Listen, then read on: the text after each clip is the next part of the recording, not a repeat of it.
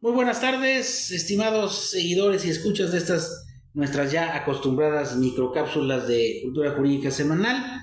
El día de hoy ya nuestra cápsula 240, ya 240 cápsulas, cuyo único cometido es el incrementar la cultura jurídica de quienes nos están viendo y escuchando, en su mayor parte estudiantes de Derecho, de Consultoría Jurídica, de Criminología y pues también público en general, a quienes le agradecemos que compartan nuestras cápsulas y que visiten y se suscriban a nuestras páginas en YouTube, Cultura Jurídica Televisión, en Instagram, Cultura Jurídica Televisión, en Facebook tenemos un grupo, una página, Cultura Jurídica Televisión, y en Telegram también, Cultura Jurídica Televisión.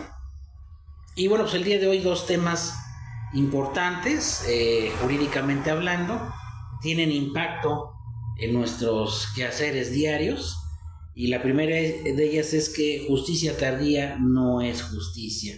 Lamentablemente, desde el 19 de agosto pasado, todo el Poder Judicial Federal está en paro, un paro injustificado, un paro que no tiene ningún tipo de origen o connotación laboral, dado que no hay una afectación directa hacia ningún trabajador en estos momentos, y se está prolongando más de la cuenta. No se sabe con certeza cuándo vayan a regresar a laborar los juzgados de distrito, tribunales de circuito, la propia corte en algunos asuntos de relevancia. Y bueno, pues esto ya está ocasionando un perjuicio grave a todos los usuarios, a todos los litigantes, a todos quienes tienen sus amparos en trámite en los juzgados de distrito o en un tribunal colegiado. Aparentemente se están atendiendo asuntos urgentes, pero bueno, esto queda desafortunadamente a criterio del juzgador, si este es urgente o no, si es algún tema familiar o de salud, etcétera.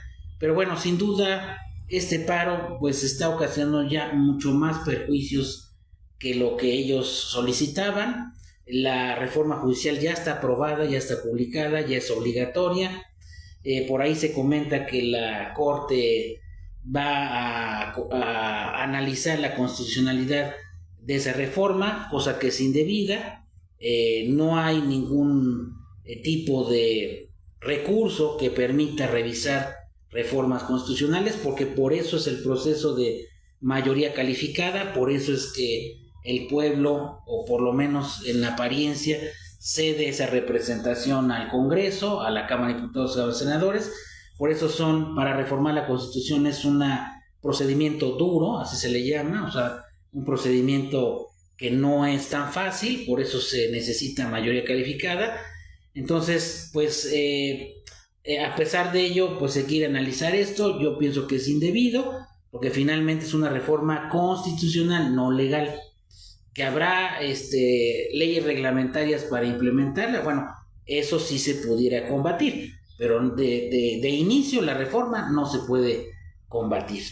Por ahí mencionan también que hay una suspensión en contra de la implementación, cosa que también es indebida, porque la ley de amparo no prevé suspensiones contra reformas constitucionales. Entonces, aquí ya se volvió un dime y direte, básicamente entre el Poder Legislativo y el Poder Judicial. Y bueno, quizá lo más grave, a pesar de esas disputas que, bueno, pues son finalmente la reforma ya está aprobada, pues miles, yo diría que cientos de miles de usuarios del Poder Judicial Federal, pues ahorita están esperando a que reinicien ya actividades normales. Finalmente a los trabajadores se les está pagando, no han dejado de recibir su sueldo, y ahorita ya el perjuicio ya es grave, ¿no? Aparentemente se va a extender hasta el 12 de octubre, pero realmente se decía que llevan a reiniciar labores el 2 de octubre, cosa que no sucedió.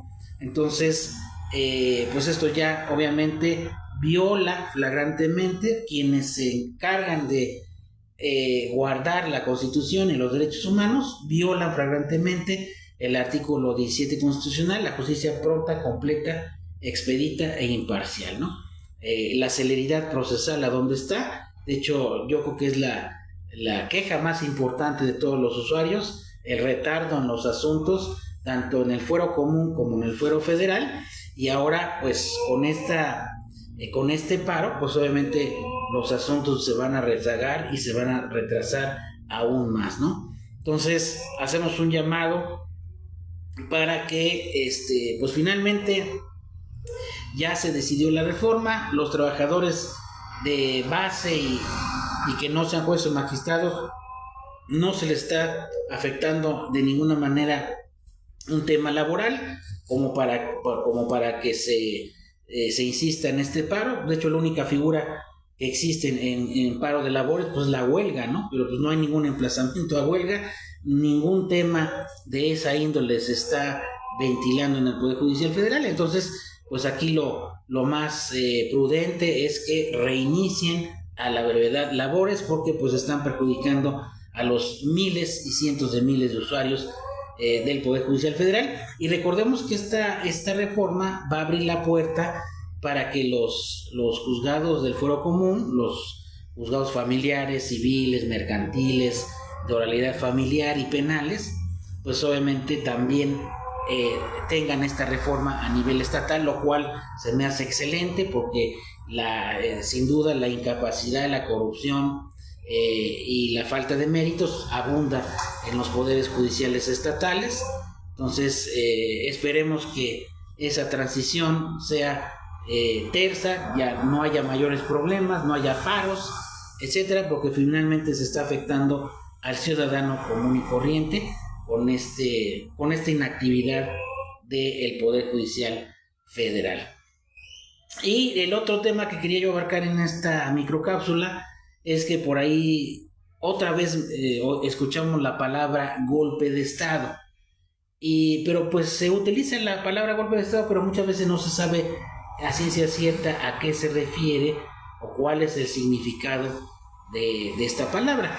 Vamos a ver que el golpe de Estado es cuando una facción política con apoyo del ejército, porque es única y exclusivamente el poder militar es quien puede hacer ese golpe de Estado.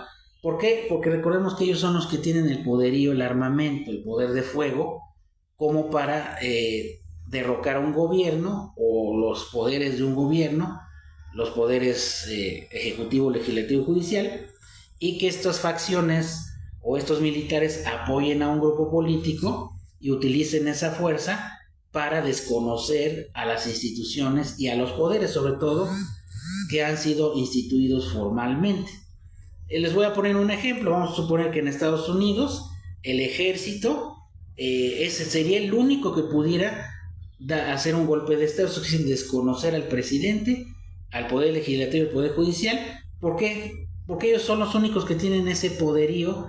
Nadie se le enfrentaría porque inmediatamente sería destruido y aniquilado por el fuego, ¿no? Porque tienen el poder castrense, ¿no?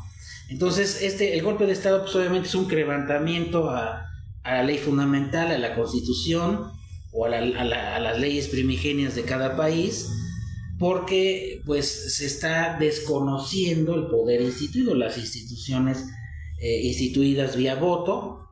Por ejemplo, la mayor parte de los países votan por el poder ejecutivo, o el presidente o el primer ministro, y por el poder legislativo, que es el Congreso, Cámara de Diputados, Cámara de Senadores. Entonces, en este caso, el ejército es quien desconocería a los poderes instituidos, y ya sea que ellos mismos asuman el poder o bien hagan que otra facción política tome el poder. Por lo que un poder como el judicial y el legislativo no pueden hacer golpes de Estado entre ellos.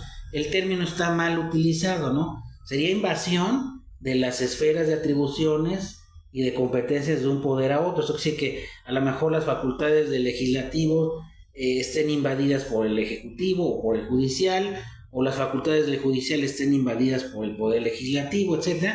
Ahí hay una invasión de facultades y atribuciones, pero de ninguna manera hay golpe de Estado, ¿no?